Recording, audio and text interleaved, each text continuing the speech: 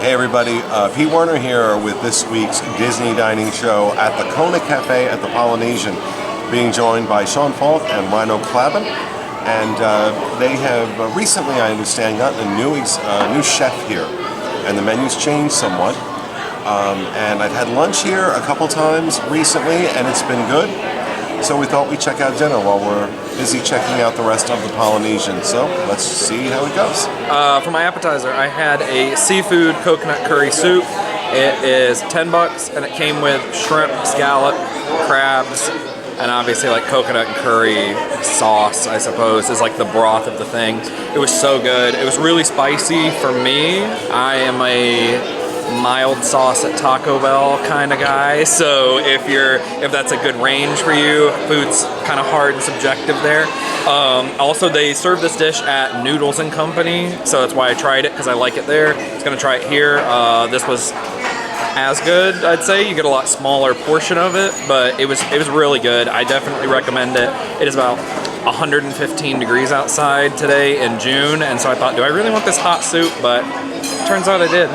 But it was temperature hot too? It was temperature hot and spice hot. Like you could see the red flakes. And also, better than Noodles and Company, it had tons and tons of shrimp and crab and scallops. It was all shredded up, so who knows? But it was all like shredded pieces, but there was a ton of it. Like my spoon was completely full.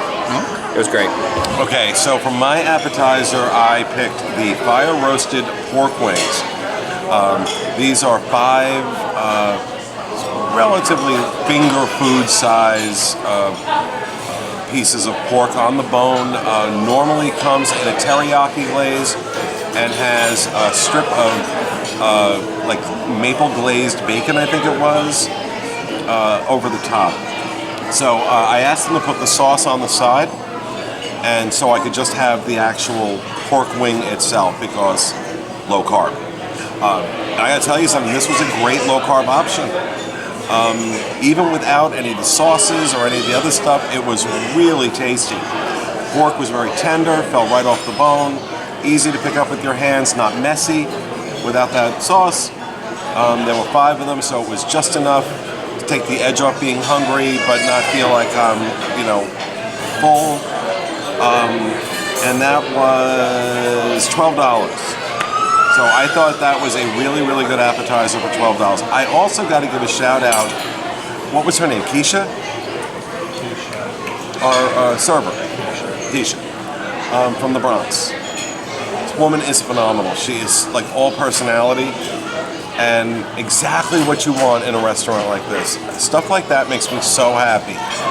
When I go to Disney and you get a cast member like that who's just really into their job, and not being like sugary and syrupy and fake. They're just authentic, they're upbeat, they're happy, they're having fun with you, they know how to read a table. She's fantastic. So far, I'm really enjoying this. I got the poke on here, the rainbow poke, which was $16, and it came out as an appetizer. I did not order as an appetizer, but it was fine. It was a little smaller than I expected, and a little basic. It had tuna, salmon, kampachi, hamachi, Fresno chili peppers, a little Tom Bell nod there, the lotus root, spicy ponzu, and citrus. There was not spicy ponzu on this, so I don't know where that got lost in translation. Or also I didn't see the lotus root, so it was a little basic. It was okay. I've had better. Not bad. The quality of the fish was really good though. And then I also got I lost the drink menu, but I got the drink that comes in a pineapple. I forgot what it was called. I'll tell you the next time. It's delicious. Our food's coming out now, so I'll come back to you. Okay, for my main course, I got the 14-ounce prime New York strip. It was $42. Comes with a little bit of arugula and a braised cipollini onion. I also got a side of asparagus. I gotta be honest, I'm impressed. It tastes like these things were grilled in someone's backyard grill, and that's a positive statement. It's just got that grill flavor to it. It's perfect. It's summer as we're recording this. It's like a perfect summer dish. Now, $42 for a 14-ounce New York strip. What did I say, 42? Yeah, 42. Yeah, I mean, for Disney. Anywhere else, this is not going to be $42. But, and they could stand to season it a little more. I just mentioned to our server that they tell the chef, a little salt and pepper before you cook it wouldn't kill you. But I gotta be honest, this is really, really, really, really good. I'm really impressed with this steak. Surprised, but impressed. So for my main course, I got a specialty sushi roll. I got the surf and turf. It's a Kona coffee spiced fillet with cucumber, chilled spiced lobster, crab, avocado, and it's got yuzu aioli around, like, sprayed around the plate, I guess. I don't know what that's called. Streaked around the plate? I don't know. And then sriracha on top. So as I had said in the appetizer, I don't really eat spicy stuff, so this is a little too spicy for me, but I'm very weak with the spice department. So if you also are not a spicy person, it's great and the flavors are really good. You could kind of scrape the sriracha off the top, so I could do that. My lips are numb. Yeah, my lips are numb and my tongue is numb, but that's because I don't do that too often. Even then, I always say I like sushi, but really I like California rolls and shrimp tempura. And so, but I decided to branch out and get a little more adventurous, and it's pretty good actually. It is $28, which I think is really expensive for one sushi roll, even for Disney standards. Like, it's still a sushi roll, but it is actually pretty well filled with the meats that it's supposed to have. So I think it's really good tasting. And yep, there was something else I was gonna say, but I forgot what it was. There's not really any coffee taste to it, which is great because I don't like coffee anyway, but it doesn't really taste like coffee. So if you want it thinking that's a plus, it isn't, because it doesn't.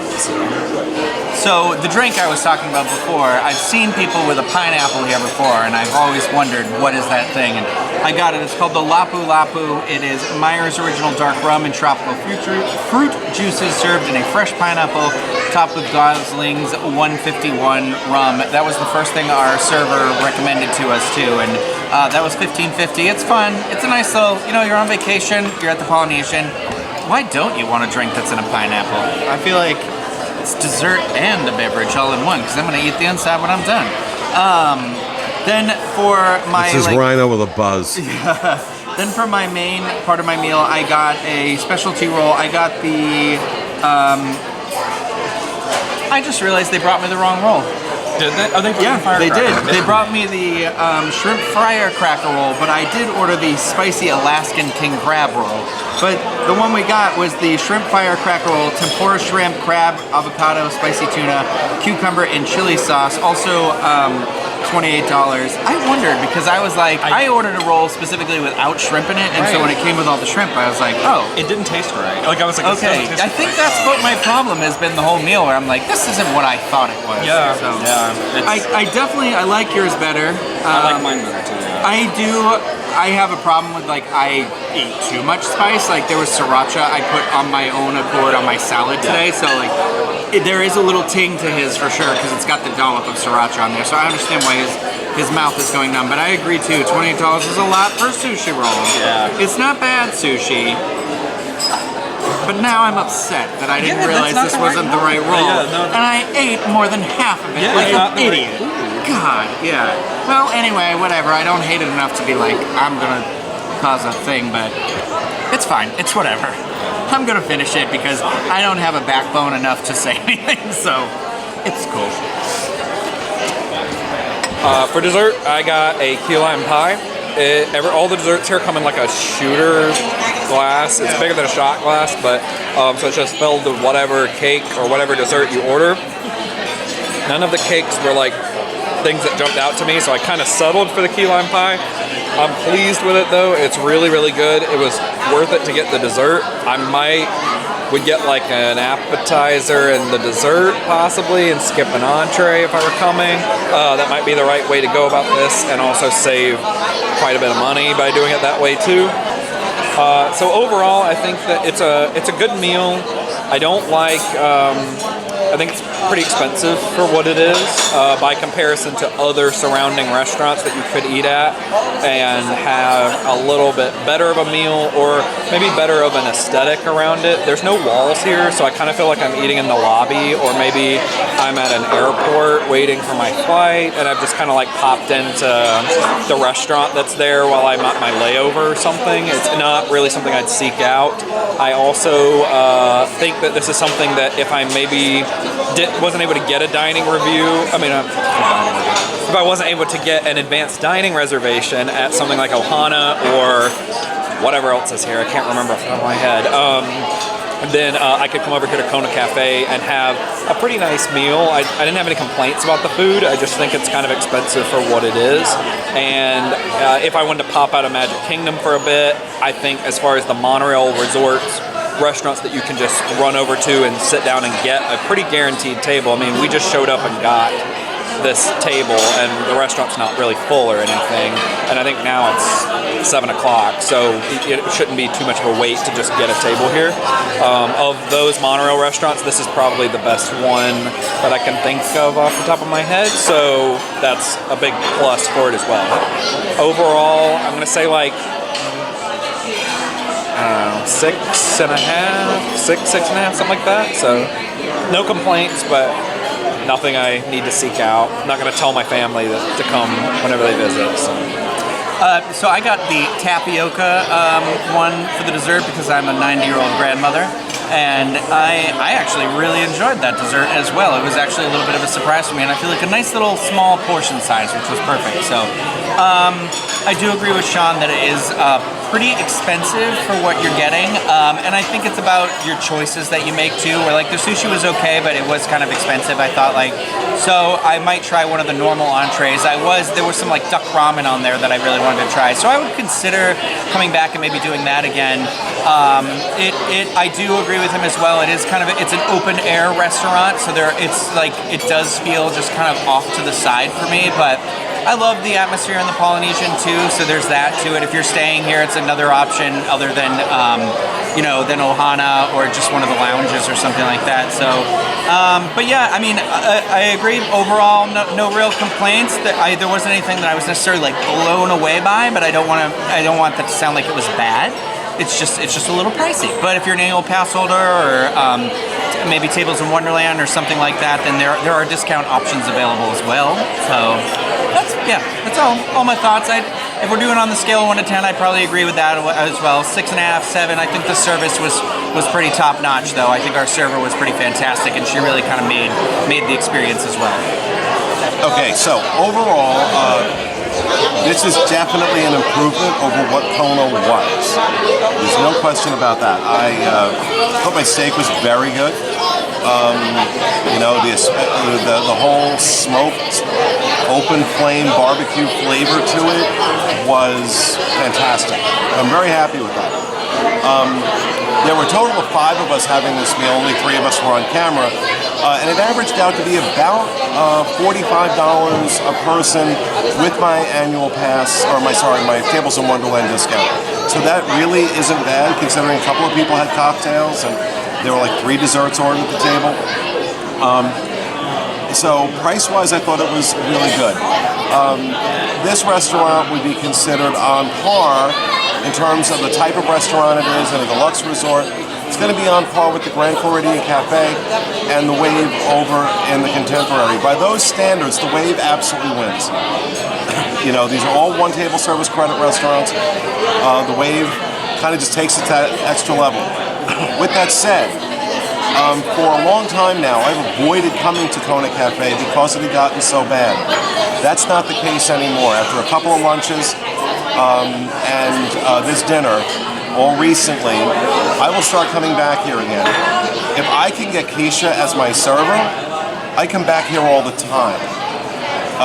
I agree with these guys. I would probably give it about a 6.5, but Keisha jumps it up to an 8.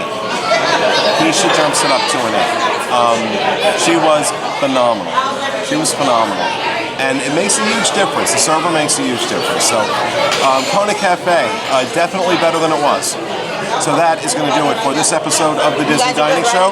We hope you enjoyed it, and we'll see you again next week. Have a good week, folks.